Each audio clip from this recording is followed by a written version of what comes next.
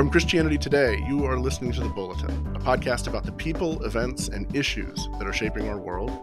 I'm Mike Cosper, director of CT Media, and I'm joined by Russell Moore, CT's editor-in-chief.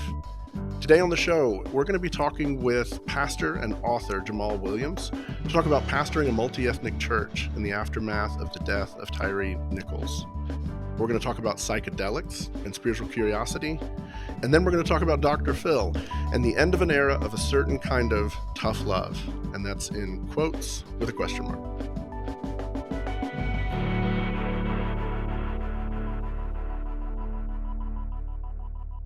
So on January 7th, Tyre Nichols was stopped by the police for suspected reckless driving. That accusation's actually been contradicted by the chief of police who reviewed the footage. But nonetheless, the officers on the scene chose to arrest him. The situation escalated. More officers arrived on the scene, and the conflict ended with them violently beating Nichols with fists and batons. He was taken to the hospital where he died 3 days later. In the aftermath of this, that night they were suspended. A week later, an investigation was announced. And then on the 20th, they were fired. On the 26th, they were charged with aggravated assault, a number of other crimes, and second-degree murder. And then on the 27th, the city of Memphis released the body cam and surveillance footage of this arrest and assault. This whole thing has been gruesome, and it once again puts the issues of police brutality and race in America on the front burner of our conversations. So to discuss these issues, we've invited Jamal Williams to join us today. Jamal is the lead pastor of Sojourn Midtown, a multi-ethnic church in the urban core of Louisville, Kentucky. He's also the co-author of In Church as It Is in Heaven, Cultivating a Multi-Ethnic Kingdom Culture. He holds a doctorate of ministry in Black church leadership as well. Jamal also was one of my pastors a few years back when we were living in that neighborhood. So obviously I know quite a bit about Jamal and vice versa. And one of my students. Oh, yeah. So I'm grateful you could be with us, Jamal, and to talk both pastorally and personally about some of these questions. Thanks for joining us on the Bulletin. Hey, it's my joy. Thanks for considering me for such a weighty and important topic. I'm curious if we could just begin. I'd love to hear you reflect a little bit on having heard this story, how it affected you, especially when you first heard about it. It was one of those moments where you just say, oh man, this is happening again. And this is going to be a complex 2 weeks. And I'm going to have to make space myself to mourn, to grieve, and then to prepare to lead people through such an unfortunate situation. Jamal, do you think so many friends that I know in ministry who are like you in multi-ethnic spaces say that it's exhausting when another incident like this happens and they're trying to explain to white churchgoers why this is so important and why this isn't just if somebody had just done what the police had asked, then this wouldn't have happened, that sort of rationalization. Do you find that to be the case? And if so, how do you navigate through that? Yes, absolutely exhausting because it's so layered. And I think the thing that a lot of people miss is that whenever this happens, and whether it's a white police officer who does police brutality or a group of Black police officers, for most African Americans in this country, and I say most because it's not all, we're not a monolith, right? But for most of us, this is connected to just the historical reality. It takes us back not only to slavery and Jim Crow, but to situations that happened in Tulsa, to riots and things that happened because of police brutality in both Oakland, Los Angeles, Detroit, Chicago, all over, and they're all connected. And so, yeah, it can definitely be exhausting, and you have to be prepared for the conversation. I think that we have at Midtown been able to do some deeper work over the last 6 years. We've been able to have some collaborative conversations, to use a term by my dear friend George Yancey, and to learn how to have those conversations in a more helpful way. And I think the thing that has probably helped more than anything is just to remind ourselves that everyone who is involved in situations like this and who is watching situations like this has a story. The Black community, Black and brown communities, we have a story here in America. And because we have a story, when things like this happen, white Christians need to be very aware of that and learn to lament with Black and brown people, recognizing that we have a vantage point and we have experiences that lead into how we perceive this and how we move forward. But it's also important, I think, for as we are doing that, to remember that, hey, man, police officers have a story, right? white police officer in our congregation, which I had to learn because I turned a lot away earlier on when talking about this issue, have a story. They have a reality. And I want to learn their reality and to not just brush with such a broad stroke that I indict women and men who are serving well and wanting to be salt and light for Jesus in these spaces. And that's a really difficult line to walk, but it's one that you have to learn to do well, to not minimize what happened, to enter into that pain, to grieve, to lament, to protest appropriately, as well as to make sure that we are understanding the complexities of this and speak about it in a way that does not lead to more violence. You know, we're here in Louisville, Kentucky, and we experienced a couple years ago the death of Breonna Taylor. Hmm. Through that, 2 police officers got shot, 7 protesters, and one was killed, a popular owner of a barbecue restaurant here in Louisville, Kentucky.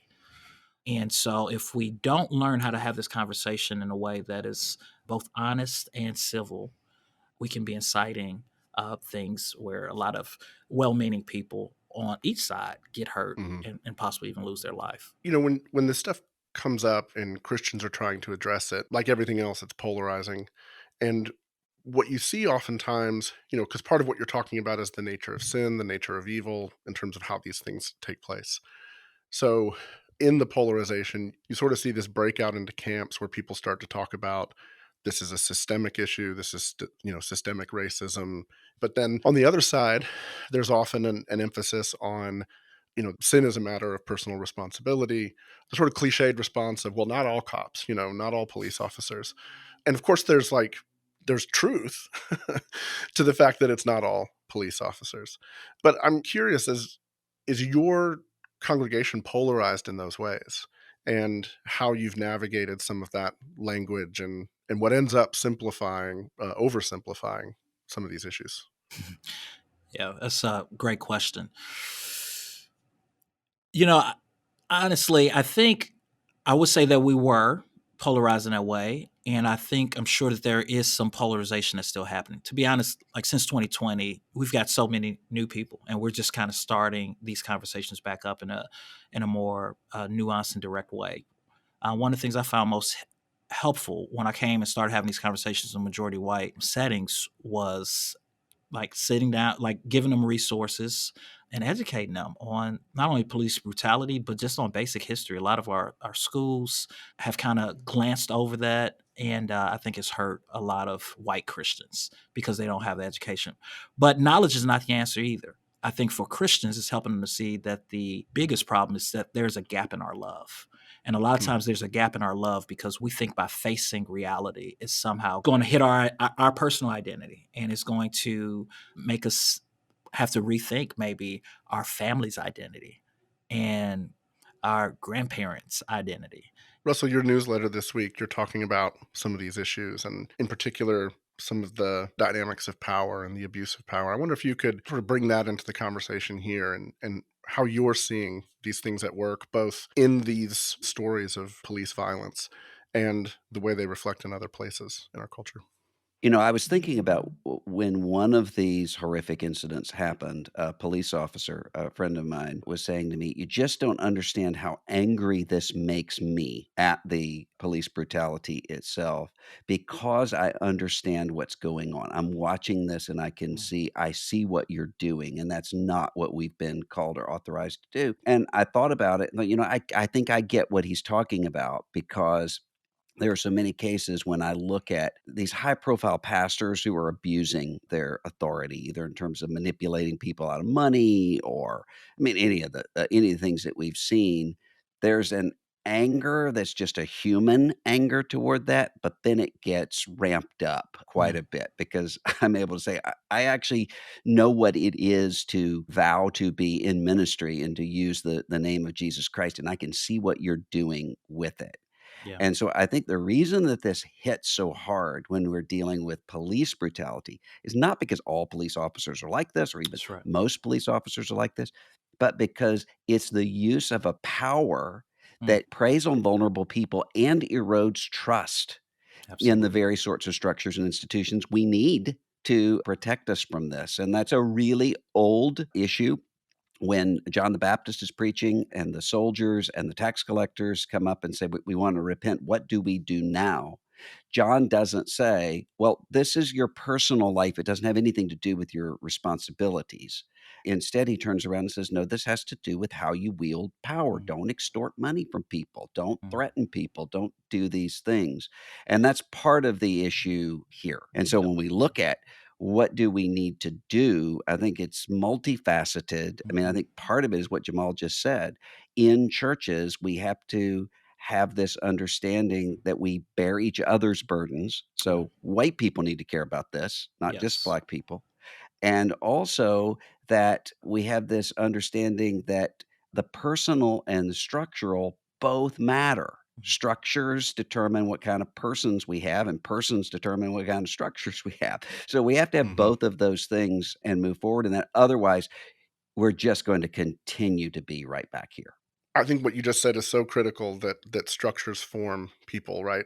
Institutions are supposed to form us and to do the work, that the institution is charged with in a way that's virtuous and in service to those for which the institution exists. And it is part of what struck me. The police have this motto, to serve and protect. And I immediately thought about the fact that when somebody goes into politics, the language people often say is that, they're in public service. Hmm. And then the metaphor extends to pastors as well, like the Jesus metaphor for Peter when he commissions him as the guy who's going to sort of take the lead in the church in the book of Acts is feed my sheep. And then of course Jesus himself washing the feet of the disciples yeah. as a way to model this for him. Is there something that's happened that we can point to in terms of a breakdown of the idea of service as virtue, Mm, service as something to aspire to and to take pride in, rather than what seems to be happening, which is in these various spheres of culture, people indulging in a power, aspiring to the power, aspiring to indulge in the sort of worst impulses, whether it's the violence in an organization literally called, the Scorpion Unit, mm, Hmm. Hmm. um, or what we see again and again in pulpits and politicians. Well, I'm drawn to Brian Kloss in his book Corruptible last year. Talks about recruiting of police officers. mm, He's dealing with the whole subject of recruiting anybody who's going to be using power. And he says what you have to do is not just to hold accountable people who use that power badly, but you have to recruit people who are not motivated by the power itself.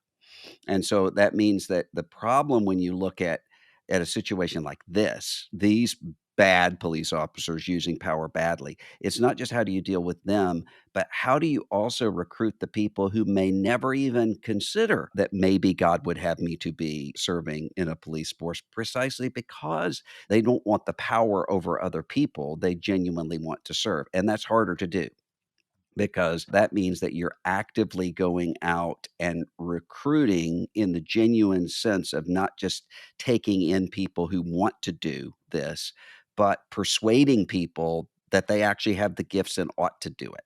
And mm, that's one of the reasons why the whole defund the police sort of thing is so crazy, is because part of the problem is not that police departments have too much money.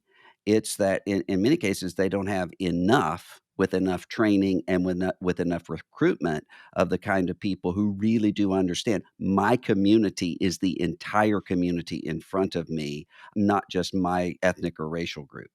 I think that that's going to take a lot more intentional effort, and it's something we can see. We ought to see this in the church. We've got the same issue in many ways with ministry, just with a different kind of power. I do think that this is a conversation that we also have to have in our community. So, like, what does policing look like? Are we able to get people on the ground to actually know their community, to have relationships as well? I wonder if from either one of you, this is an issue that really took center stage about a decade ago, I believe it was, that Trayvon Martin was killed. Since then, you've had so many of these stories. And of course, 2020, the death of George Floyd.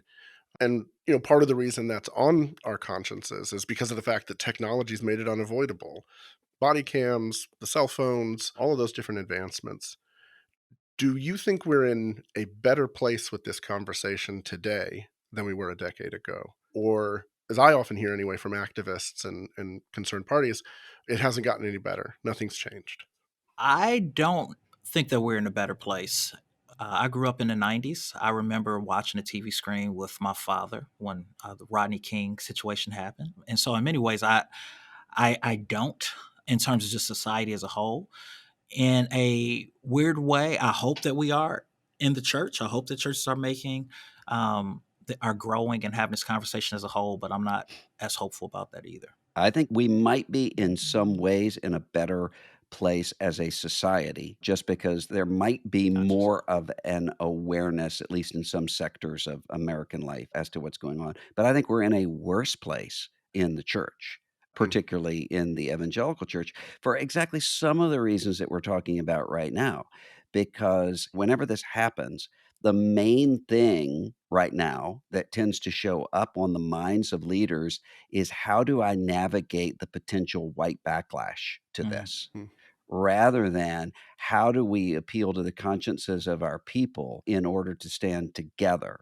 And in that sense, I've seen, Jamal and Timothy Jones have a new book coming out on this issue of multi-ethnic church, and there was a time 10 years ago when there really did seem to be a new move happening when it came to a multi-ethnic unity within the church, and now I sense this great exhaustion from people who are just saying, we can't do it." And you step back and you say, "Well, wait a minute, we can't give up on Ephesians 2." mhm. But it has ground people down, and I think in many ways, within the sectors of evangelicalism where there is either a white majority or a large white presence, we're probably in a worse place than we were mm. during Trayvon Martin. Jamal, you want to add anything to that? Yeah, I think that was part of the burden of writing this book is believing that the people of God can do better. Mhm. And that part of it is we have to help people to see these realities. And so we try to write a book, and I'm trying to do ministry in a way that's holistic, that's biblical, and that kind of has this almost this Augustinian framework where we're saying, hey man, sin impacts us in ways that we do not know. We need to slow down and we need to know our story and see how sin is embedded in each of us and how we create these systems and we structures. Also by teaching people to have the conversation in a way that is honest but not inflammatory. Mm, And I think that even within the church, sometimes we miss each other right away because we just don't listen and we're not having these type of collaborative conversations that we need to have and that's necessary to have. But I believe that even though we are more divided than ever, that there's still hope for the church because we have the gospel of Jesus Christ. mm, And if we truly go deep and delve deep into this whole gospel, then it'll shape us to be whole people and we can live out these habits or these liturgies that can make a real impact on the ground. So I'm not giving up on the church as much as I've been hurt by her and bewildered by her. By God's grace, I've been able to see the Lord change white people and white Christians and them join in on being able to lament and to want to see change and apply what they've learned in specific ways. At the same time, I've seen a lot leave who are unwilling to do the work. And I've seen in the same way a lot of black and brown people leave because of the hurt that happened. Um, and sometimes it was a result of their I think things could have been handled on their end as well. So we're trying to find that balance to say how can we grow in this conversation and take that next step because remaining divided as the people of God, uh, according to John 17 and Ephesians 2 and 3, is not an option. One of the best examples I've seen of a congregation handling the aftermath of a situation like this. I don't even remember which of the situations it was. I know there was the shooting of an unarmed young black man, and there also was a police shooting that happened around the same time. And this congregation had, I believe it was the chief of police of their local police department, get up and offer a prayer for Yes. justice for unarmed black men who were being unjustly shot and lamenting this injustice. And they had an African American mom of several young black men get up and pray for police officers Mhm. and for godly, just police officers and for their safety. And it sent a signal to the rest of the congregation we actually are bearing each other's burdens, Mhm. Galatians chapter mhm. 6, in a way that was beautiful. Now, I think if we saw that more, we might see Yes. more change. Yes. It's a journey and it's a calling. And a large burden is placed on white Christians to do the work, to be curious, to learn, and just to love. Like I said, I'm convinced that the gap is not in our knowledge as much as it is in our love. Well, Jamal, thank you so much for making time for this conversation and for your work. And we look forward to hearing more from you. And we hope that the Lord blesses it. And I especially do for the sake of the city that I live in. So thank you. Thank you for making time with us. Jamal, and your new book is fantastic. I've read Thank it. you. Tell people what the name of it is and when they can see it. Yes, it's in church as it is in heaven, creating a multi ethnic kingdom culture. And it is available for pre order now and will be released on June 13th.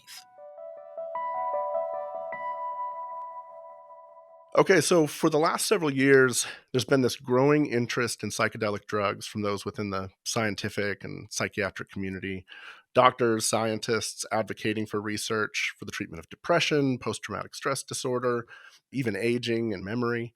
For some people, these have worked like miracle drugs. And I know this with people that I know dearly who've seen those kinds of effects.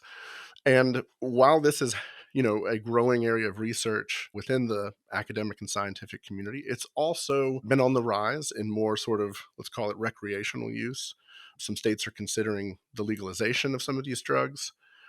This week, Richard A. Friedman, a professor of clinical psychiatry at Weill Cornell University, had an article in The Atlantic about all of this. The title is Psychedelics Open Your Brain.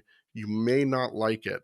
What falls in. Generally, what he's talking about is this idea of neuroplasticity, the ability of the brain to be reshaped and rewired. And what he's saying in the article is that can be great in certain circumstances. But then he says this, he says, the effect is a bit like putting a glass vase back in the kiln, which makes it pliable and easy to reshape. Of course, you can make the vase more functional and beautiful, but you might also turn it into a mess. Russell, let's just start at the very beginning of this topic. What do you think about the ethical use of these drugs, both in the lab and in the real world? Well, I think it's really similar to ketamine use, for instance, which recreationally is a huge problem, especially in the United Kingdom and other places, but can be used in terms of treating severe depression, mental illness in various ways. But it has to be regulated in that way. I mean, there are all sorts of medications and tools that, when they're properly regulated and hemmed in, can be good, and I think some of the psychedelic drugs that we're talking about can have those uses, and we ought not to refuse to use them just because they can be abused in that way. But I'm more concerned about this broader attempt to use psychedelics and other gateways to having transcendence and spiritual experience in a secularized time. I mean, I was talking to an atheist acquaintance a year or so ago, really, really dogged, sort of naturalist atheist guy, and a brilliant person. And he had started to use LSD and other psychedelic drugs, mushrooms, and that sort of thing. And he's telling a group of us, most of us Christians, that, you can't believe how great it is because it's like you've been living in a house all your life, and then someone comes in and takes the roof off the house, takes you all around the world, and then puts you back in. He said, and I'm able to see the spiritual aspects of reality. He said, and for me, afterward, I'm kinder, I'm gentler. He said, it's the equivalent of being born again. And I had to say, yeah, but it's not real. I mean, you don't Mhm. even think it's real. You think that it's doing something to your brain chemistry. You're not actually touching anything that's transcendent. And I was really interested in that, just thinking about that later on, that for him, there had to be some way to get out of the box. Mhm. And this was the way he was attempting to find it. And I just think that is a bankrupt way. Part of what this rubs up against for me that's interesting is, I've heard stories of people I know who do the whole pilgrimage to, South America and do the ayahuasca thing with Yeah. the guru. And that's what the whole experience is designed for. Mm. And so there's part of me that hears these stories, and because I've been interested in some of this and read about the neuroplasticity, it's like, okay, I get the science of it, right? Mhm. As a sort of material explanation. But also, there is an unseen realm, and there are elements to the descriptions of these experiences that make me wonder, not that these would be positive spiritual experiences, but what is the spiritual element of it? What is the element of it that you can't map on an MRI? Why Yeah. is it that people come out of these things and say, I touched the face of God? Yeah.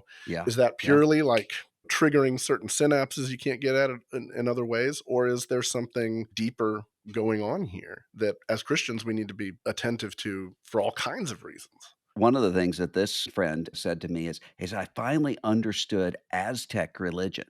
He said, because the figures that I would see when I'm on these trips are essentially identical with Aztec gods. He said, and I didn't see the Aztec gods until after I had already experienced it and I recognized them.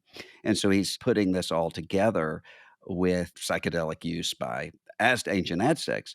And you step back and say, yes, but maybe what you're dealing with here is in a darker reality than we know. Even secular people are recognizing now is that the universe is just a lot weirder and a lot more unpredictable than they thought. And who knows where this can ultimately lead. Ross Douthat had a piece in the New York Times this week that I thought was really a brave piece, just because I can imagine the sort of response that Ross is going to be getting from his readers, which is to say, there are all of these emerging spiritualities, and a lot of us can recognize how, say, the old New Age spiritualities often ended up being a grift at best, and sometimes ended up being actually abusive. But have we considered you might be inviting things in that you don't know about and that you don't want? And that's a really difficult question for people in a hypersecularized age to ask, but it doesn't mean it's a bad question to ask. I Hmm. mean, as you well know, and you've written and worked on this quite a bit, there's a way to go overboard with the sort of satanic panic. We both lived through that. Oh, Oh yeah. you're reading Lord of the Rings. That means you're getting in touch with the devil, or you're, that sort of stuff. I mean, in my church, it was, you start with Amy Grant, and next thing you know, you're, drawing pentagrams of blood It's on the ground. Madonna, So, yeah. So that actually, I mean, that can will go way too far, but there are spiritual realities that we shouldn't be playing around with, I guess. Yeah, I read the Douthat piece as well. I thought it was fascinating too.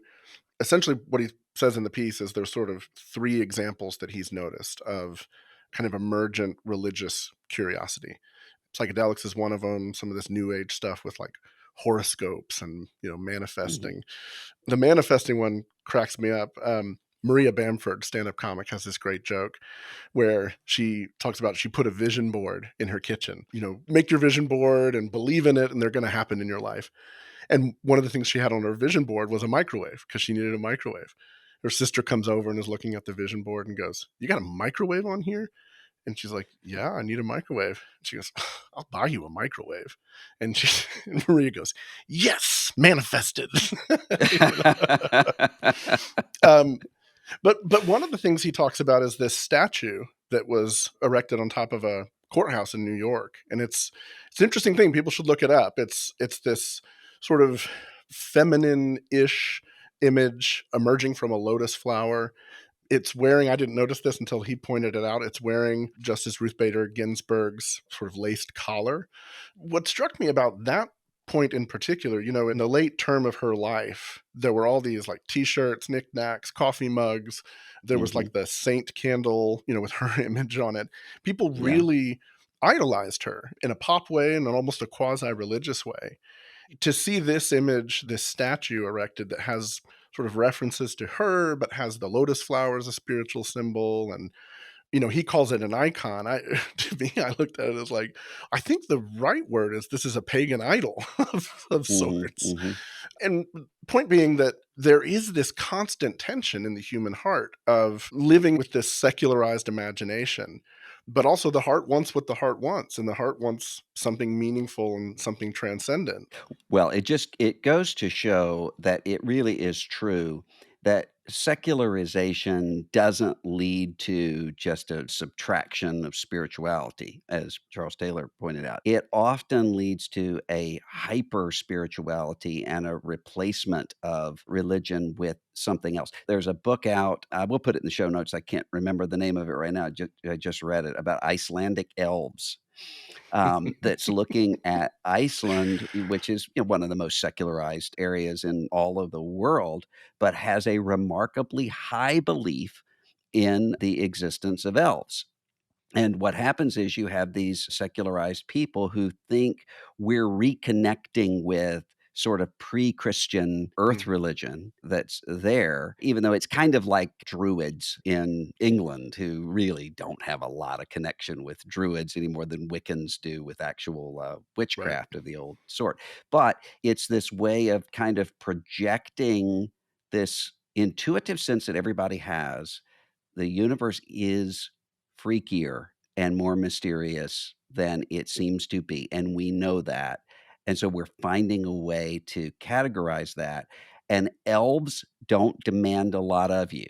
Don't blow up their homes on a building a road, those Right. sorts of things. But there's not going to be take up your cross and follow me. Right. And so that then becomes an easy No, they'll actually form make of your shoes for spirituality. you. They make work Well, easier, you know? yes, I guess so. I guess so. I Um, guess so. well, and part of my obsession with these questions of secularization is the flip side of the coin, which is the way that religious organizations and Christians and churches have embraced a kind of secular imagination. So, Yeah. yes, they have their doctrine and their sort of base level of Christian practices, but part of the way I think about this is like, why do we do increasingly sort of spectacular things on our Sunday mornings? And I Yeah. think it's an anxiety formed by a secular imagination that says, well, let's just make sure we're pushing the gas a little harder to make Yeah. sure people feel something before they go home. Because again, people want meaning, people want the experience. And do we have the faith and confidence that God is going to do through the simple things he's given us what he promises to do in his word?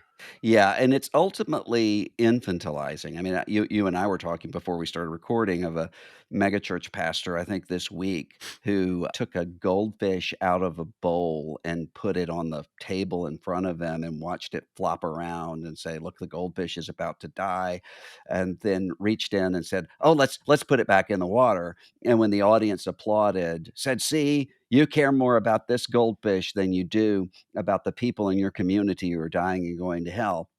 And you just look at this and you say, who is showing up to listen to this every week when this really seems like a cheesy thing that the HR retreat at some corporate office might do as an icebreaker, except with more cruelty to animals. Uh, when instead, what we actually have to give to people in bread and water and preached word and silence is actually what it is they're clamoring around to try to find in all of these other Hmm. places. Hmm. Yeah, when you first told me that story, I thought he probably read the first like paragraph of "This Is Water" by David Foster Wallace and was like, Yes. "Oh, I've got David it." You Foster know? That's exactly right. That's exactly right.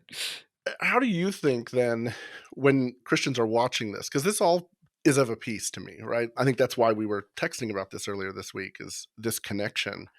Is there a pathway for Christians and for churches who've sort of been, on the one hand, drawn in this one direction, or who are maybe attracted to the sort of quasi New Age manifestation talk or horoscopes or whatever it is? How do we invite Christians in particular into the practices of the Christian faith that can actually scratch those itches? I think part of it is by redefining what expectations are. And so I think one of the issues is that there has been this sort of expectation that this service, this hour needs to be life-changing. And Mhm. so we're going to change your life with the insight you receive here, or with the emotion that overwhelms you in the music or whatever it is, rather than teaching people the way God's grace actually usually works, which is hidden, invisible, long term, and seems ordinary. Which is why when Jesus gave us signs of the kingdom, he didn't give us psychedelic mushrooms. He gave us bread and wine, easily accessible things. And so I think if you show people what it is, the people who actually have grown in Christ, there are a few of them who can say, there is one sermon that changed my life, or there is one song that changed my life. But for most of them, for most of us, it's not one particular insight or experience. It is the totality of it, of hearing from God in these ways that you don't even notice what God's doing until later on. Mhm. And I think that stepping back from the spectacular and saying, "This is how the glory of God is actually seen in the one who tabernacles among us." I think that that actually speaks to something that goes beyond the manipulative, goes beyond the consumer in ways that people are Mhm. actually asking for it.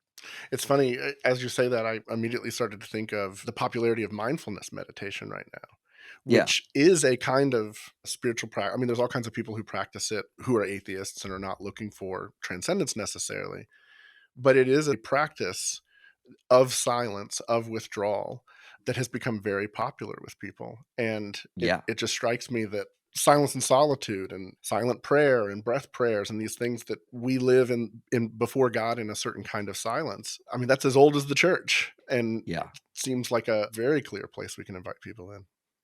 There's a book called McMindfulness, that's about, Buddhist Buddhist perplexity at the way that mindfulness has been picked up, in the United States, especially coming out of a kind of West Coast spiritual practice that wants to take this little piece out of Buddhism and market it. And the Buddhists are saying, "You can't have mindfulness if you don't have the rest of the package." And, Mhm. reading this, we're thinking, yeah, we tend to do that with everything. Let's take this part of Christianity out, market it, but not have the cross bearing, not have the repentance of sin, not have the quiet, ordinary sort of life. And ultimately, people see that for what it is. It's Right. multi level marketing. I watched this little sliver of a documentary about one of these mindfulness gurus visiting with the Dalai Lama, Mm. and they had several conversations, and one of them was around, Buddhist actual belief about, reincarnation and all the rest of it. And the guy's like, "Come on, Dalai Lama, do you really believe this stuff?" And it's like, what a stupid question. Of course he believes this stuff. He thinks you're the weirdo because you want to Yes. practice these things without it. So, all right. Well, we will be right back. All right, to wrap up today, it is the end of an era. Dr. Phil, aka Phil McGraw, is ending his show after 22 years on the air. Most people are probably familiar with Dr. Phil. He showed up in pop culture on the Oprah Winfrey Show in the 90s. Before that, he was a psychologist, but he primarily worked as a legal consultant, which is how she met him, working Mhm. on a lawsuit of some sort.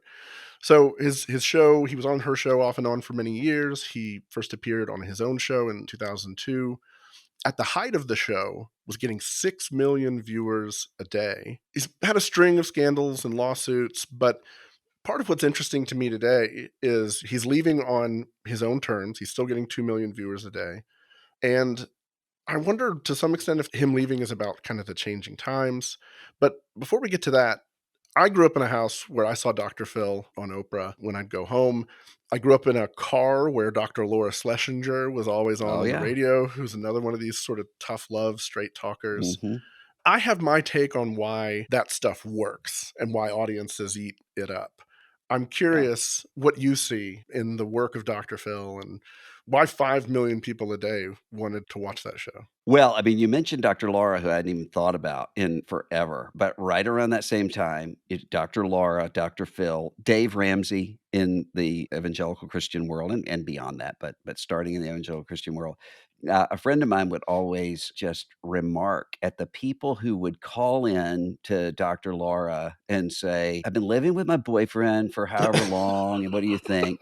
Or the people that would call into Dave Ramsey and say, "Yeah, I've got 3 credit cards maxed out, and I'm wondering if I should get a 4th." And my friend would say, "Have you never listened or watched these shows? Do you not know who you're talking to and what you're about to get?" And Right. something's kind of similar, I think, with Dr. Phil, with Judge Judy, with several other of these figures, that's actually part of the point, is that there's a kind of catharsis that comes with, here's somebody who's not holding back, who's just going to come in and say, "How's that working for you?" Dr. Mhm. Phil, those sorts of things. And it can give you the illusion of sort of a dad kind of nudging you into line and telling you, "What are you doing?" Sort of a drill sergeant, but without actual mandated change. And I think that's part of it, is that those sorts of shows. And I think something really similar was at work with, say, The Apprentice, which of course ultimately led to a president of the United States. But I think it gave you the ability both to sort of sit in the place of the person being fired and to sit in the place of the person doing the firing. So you could kind of take out your frustration and feel like you're getting a little bit of it, but in a way that doesn't cost. I mean, I think of Seth Godin writes about the fact that he was almost one of the panelists on Shark Tank. Hmm. And the reason he didn't do it is because they said, "We need you to be the mean one." So essentially, the Mr. Wonderful Kevin O'Leary character, "We need you to be the mean one." And he just said, I don't, that's not what I want to give my life to and who Mhm. I actually want to become. But you have to have that mean one in order to really, I mean, there has to be a Simon Cowell. Uh, Right. for people to be able to identify with, I'm the one sitting there telling you off.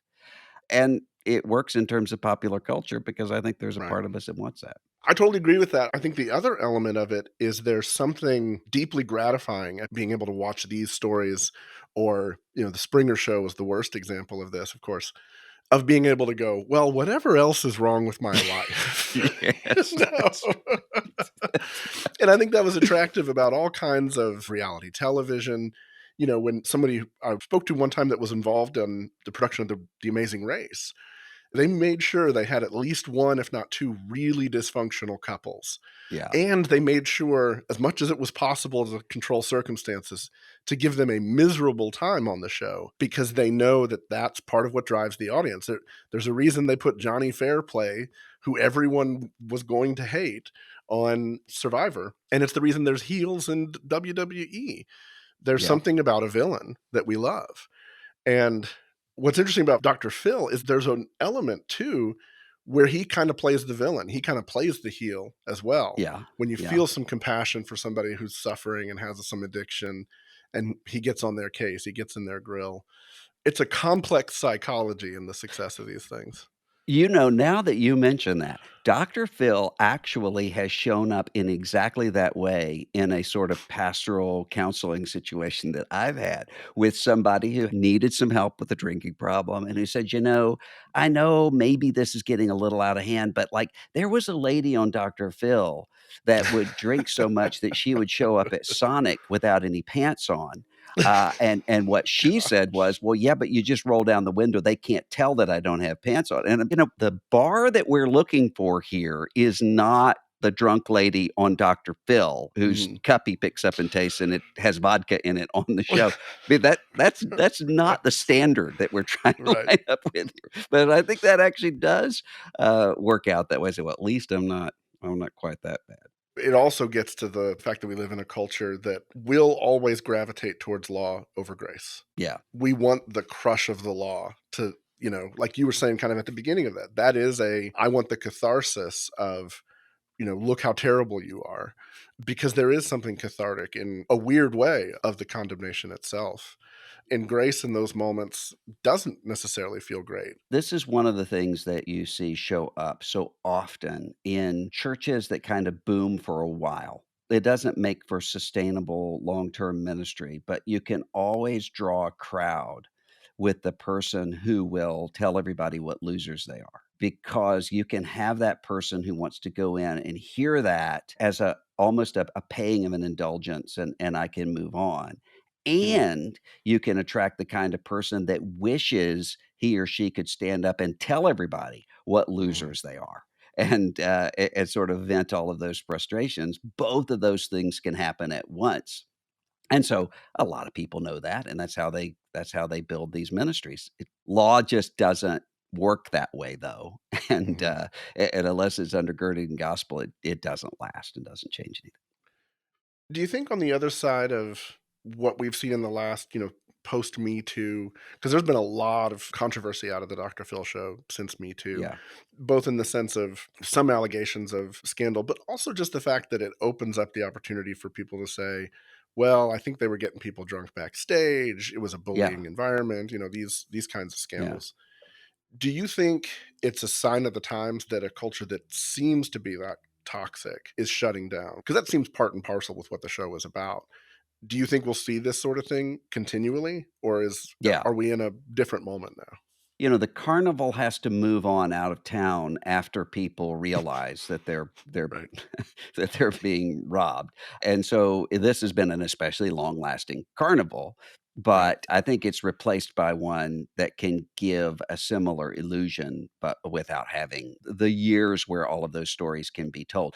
I don't know how truthful those sorts of allegations are or are not, but I Right. think what is definitely truthful is that Dr. Phil is not actually caring for and shepherding these people. The people who go on will say, we see him right when the thing starts, and then we take a picture, and then we're sent out, and nobody ever, sometimes we're referred to some kind of clinic that has some financial connection with him, but that's Mhm. it. And so it's a way of exploiting the pain of those people. But for a lot of people, that's what this looks like. So, I mean, you can even see that with the number of people.